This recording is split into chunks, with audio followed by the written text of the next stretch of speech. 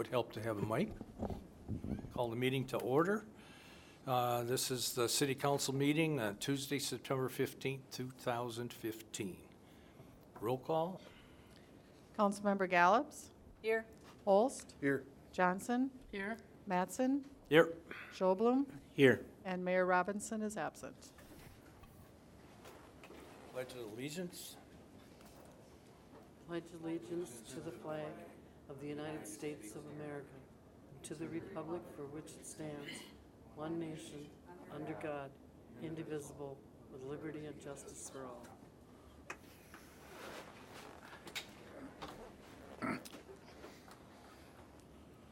I have approval of the agenda. So moved. I'll second. All in favor? Aye. All right. Public input. Citizens may speak to issues not on the agenda. Before speaking, please give your name and address for the minutes, and please limit your comments to 3 minutes. Do we have anybody that wants to speak tonight? Joe?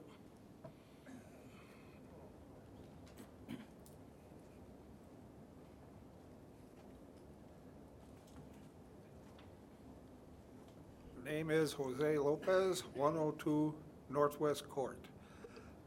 You said not on the agenda? Not on the agenda, yes, sir. Okay, I heard about some blacktop plant coming into town. Where you're putting it is kind of silly at this point. You said you have to put a spur to get there. All right, you got the old APCO station out there. There's this track right there. And why couldn't it be out away from town? Because that blacktop's gonna smell after a while. Dave? Planning Commission continued the public hearing last night and reached our recommendations that'll come to the City Council on October 6th for conditional use permit for bituminous roadways and a conditional use permit for progressive rail and a rezoning of the property for both of those sites to an I-2 industrial classification. So the decision will come before the council on October 6th. But still, is it a better choice to have it outside of town than in town with residential right there? The reason for the public hearing in the project, the rezoning request and the conditional use permit requests were made by developers requesting permission to do that. It's not a city-initiated project. It's brought to us by landowner developers. They've asked us to look at this. Well, I think the city should put their foot down and say, put it out of town. Because I believe Blacktop does leave an odor, and will be right there with those townhomes and everything, Riverside Terrace and those homes over there. I think they should really think about it to move it out of town. Thank you. Yep, thank you, Joe.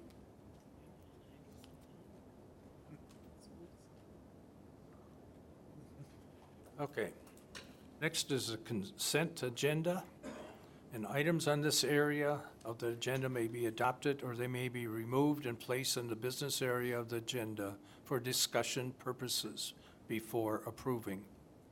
A is just and correct claims, accounting period ending September 11th, 2015.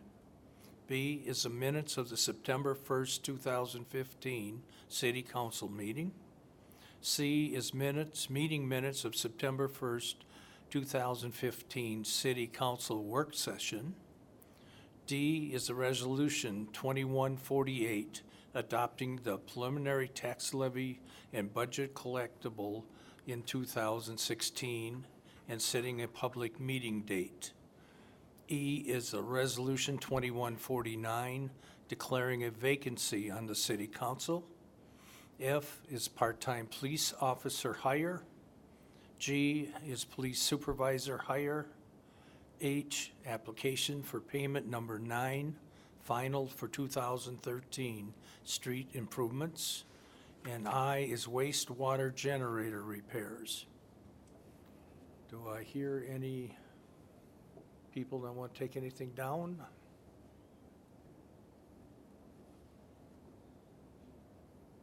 If not, do I hear a motion to approve? So moved. second it. All in favor? Aye. Passed. Okay, council business. Resolution 2150, receiving feasibility report for the West Side 2 Public Improvement Project and calling for a hearing on improvements.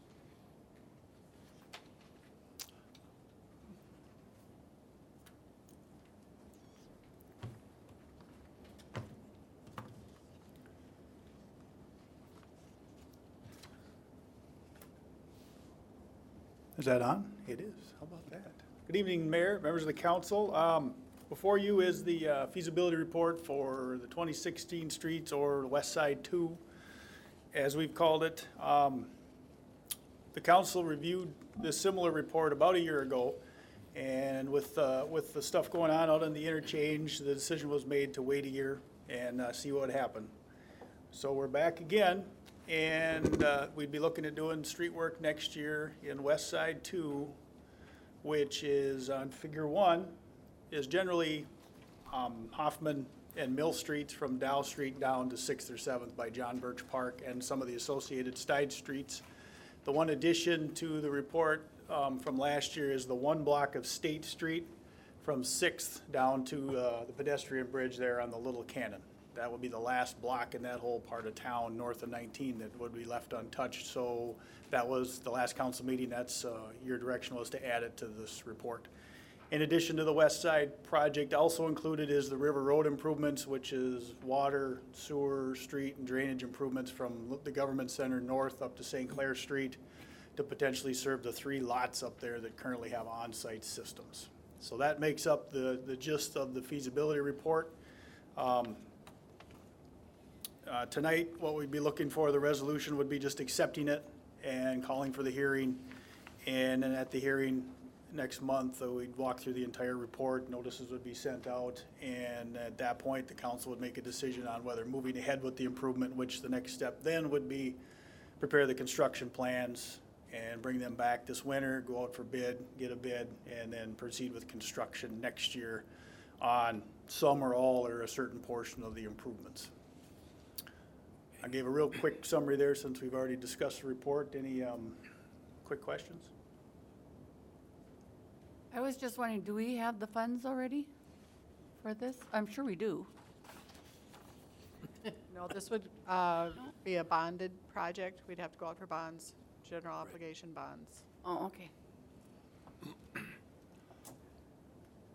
Any other questions? Do I hear, Oh.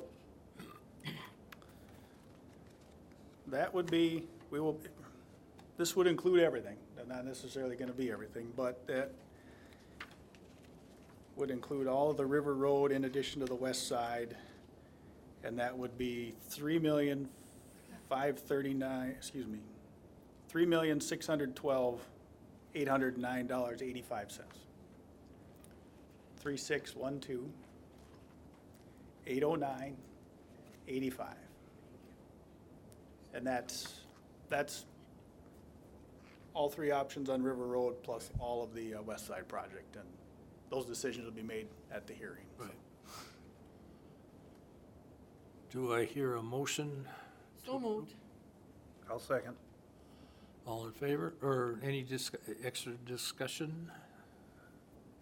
If not, those in favor? Aye. Opposed?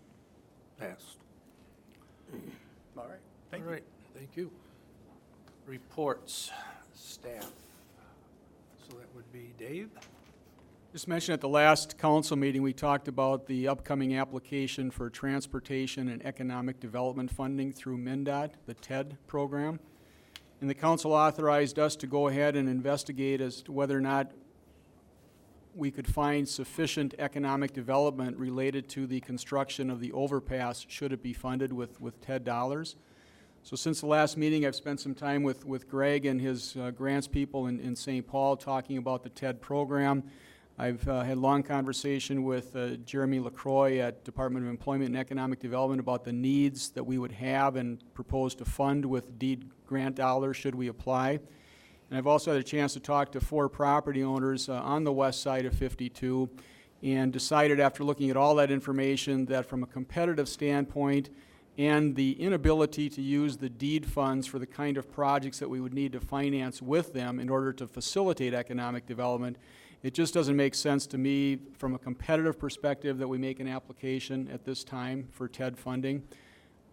It's extremely competitive, and unless we've got some pretty definite proposals for economic development, we're just not going to get the points, in my opinion, that we need to be funded. That said, I will say that I'm pretty excited about some of the potential projects being at least discussed on the west side.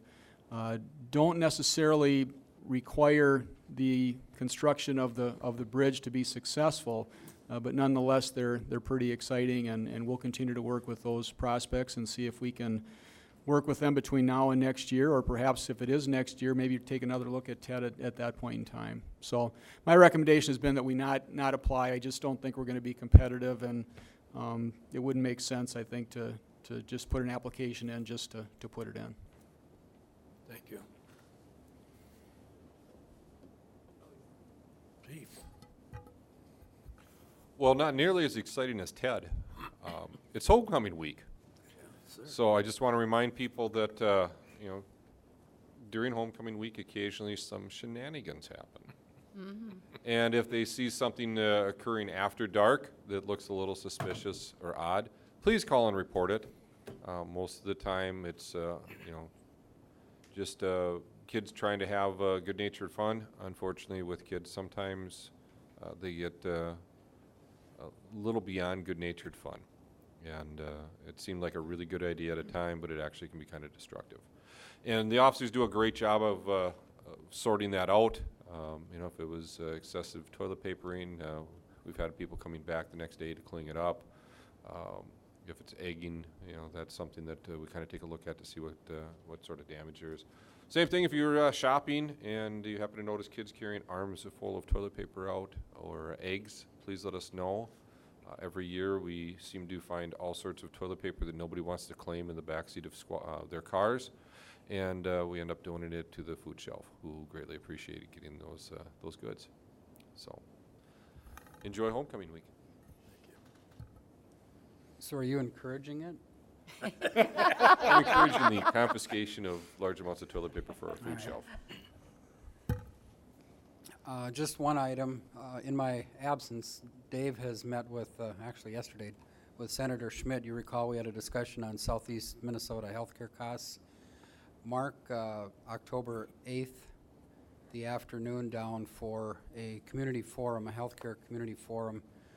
Senator Schmidt's working on setting up the panelists for that particular meeting, but obviously there's not going to be any answers at that meeting, but at least there will be some of the issues will be brought up, that things that they have to deal with, that we have to deal with. So October 8th in the afternoon, I don't know if 3 o'clock looks to be the most probable start time, 3 to 4:30. That would be at the event center. The Southeast Council that you belong to, Dave can maybe fill you in on the context, but yeah, that's the Southeastern Minnesota League of Municipalities will be one group that'll be noticed, but also we need to get the counties involved too. Right. We're assisting Senator Schmidt with reaching out beyond just his Senate district. So to that group, there's several other economic development related groups that will be reaching out to county governments, Chamber of Commerce's, that type of thing.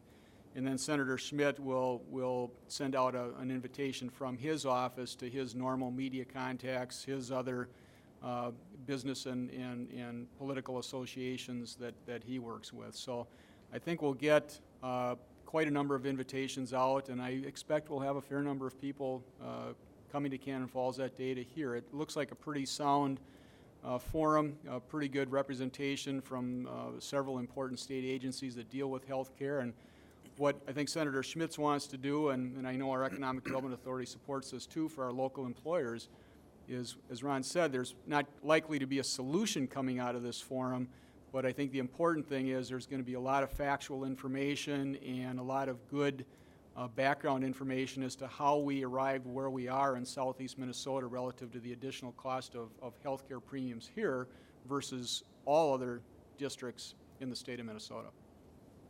Thank you. And that's all I had. Thank you. Merle? Nothing. Nothing here. I have nothing. Thank you. Nothing. Again, homecoming. By the way, I have seen some trees out in the country, toilet papered already. Country's a good place. Yeah, We still like to get the toilet paper before it leaves the city, though, for Yeah, it's our true. food shelf. right. So in other words, we're supposed to be inspecting vehicles in a roundabout way. Okay. Otherwise, No, hope, I Yep. do have a question. Yep. What are we doing with MediCom? media, I haven't heard in the last, well, I've been gone the last 2 weeks, so I have not heard, I haven't seen any emails exchanged from our attorney, but I'll follow up with him tomorrow, see where he's at. Because we didn't give them an Oh, extension. Mike's here. Here's Mike. Mike's here. Yeah, Oh, we gave Mike. until November, I think.